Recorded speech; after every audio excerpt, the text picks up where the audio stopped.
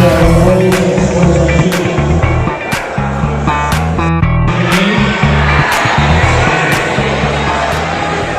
the name of all the competitors,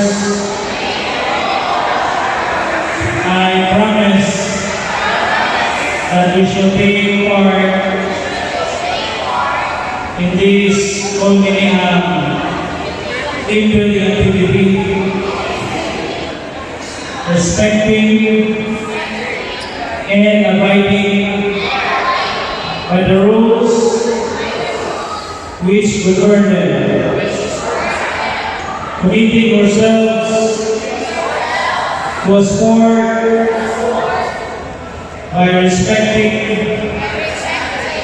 in the true spirit of sportsmanship, for the glory of sport